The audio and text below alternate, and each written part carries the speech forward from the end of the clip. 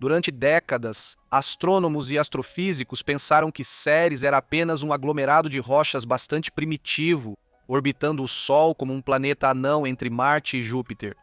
Mas a sonda Dawn fez muitas descobertas interessantes desde sua chegada ao planeta anão. A teoria mais recente sobre uma característica da superfície de Ceres é realmente surpreendente e pode lançar uma nova luz sobre o planeta anão.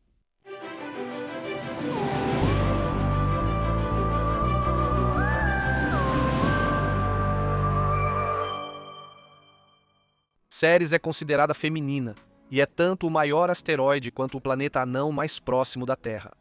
Enquanto a maioria dos grandes planetas anões, como Plutão, Sedna ou Makemake, está em órbitas muito além de Netuno, Ceres, com uma distância média do Sol de cerca de 375 milhões de quilômetros, está muito próxima da Terra. Ela tem 964 quilômetros de diâmetro no Equador e sua superfície se assemelha à da Lua. Nas imagens do planeta anão, pode-se ver uma paisagem repleta de crateras e sem atmosfera.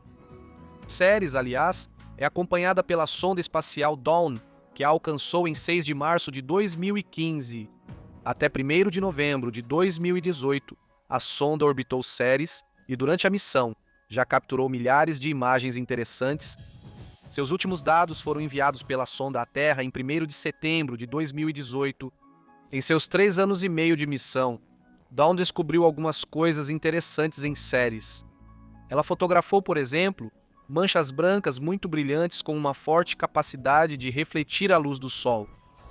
Essas manchas brilhantes aparecem em quase todas as imagens da sonda. Segundo os cientistas, essas manchas são um tipo de sal, mais precisamente carbonato de sódio, também conhecido como barrilha. Porém, em nova pesquisa, cientistas interpretaram essas manchas de outra forma. Segundo eles, essas manchas podem indicar um oceano, o que, por sua vez, significa que Ceres também abriga um oceano oculto sob uma espessa camada de gelo, semelhante à lua Europa de Júpiter ou até mesmo à lua Titã de Saturno.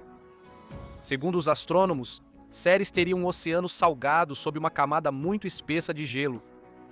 Os cientistas chegaram a essa ideia porque o carbonato de sódio na Terra é formado em chamadas fendas hidrotermais no fundo do oceano, onde o calor entra na água por meio de rachaduras no leito oceânico. Embora essas fendas estejam frequentemente a vários quilômetros de distância da luz do Sol, pois ficam muito abaixo da água, elas são oásis de vida e abrigam cadeias alimentares baseadas em bactérias quimiosintéticas, que não precisam de luz solar para viver, mas obtêm energia para sobreviver a partir de reações químicas.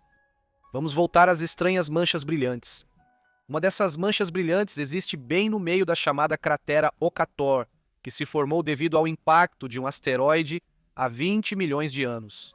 Junto com a questão sobre qual era a fonte do carbonato de sódio em Ceres, isso gerou debates muito detalhados desde a sua descoberta.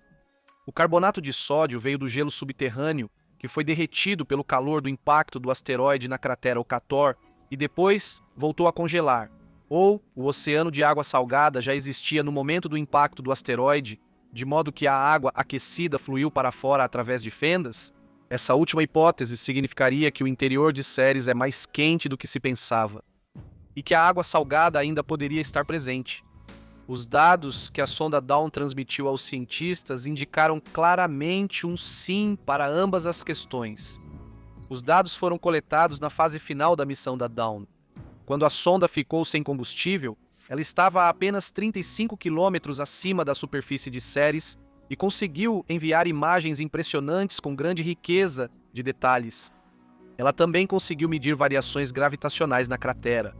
Isso, junto com uma varredura térmica da cratera, produziu imagens térmicas detalhadas que indicam a existência de um oceano subterrâneo. Quando o asteroide colidiu, esse evento pode ter feito com que a água fosse expelida para fora, gerando assim as manchas brilhantes como depósitos de carbonato de sódio. Enquanto essa investigação aponta para o oceano salgado e praticamente o confirma, outro estudo usando os dados gravitacionais da Dawn também indicou isso, que Ceres não só tem um oceano salgado, mas também possui uma superfície muito porosa, atravessada e marcada por fissuras. Essa descoberta também veio acompanhada de outra surpresa. Também foi descoberto um material muito raro chamado hidroalita, que em escalas astronômicas só existe por um curto período de tempo, ou seja, por algumas centenas ou milhares de anos, e depois seca. De acordo com as investigações dos cientistas, isso indica que esse mineral raro pode ter se formado apenas há alguns anos.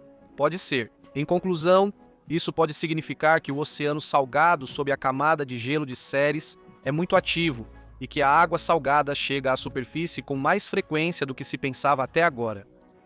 Ceres, apesar de seu pequeno tamanho, é assim um corpo celeste extremamente diversificado, que se coloca na mesma categoria que Ganimedes, Calisto, Europa, Titã e Mimas.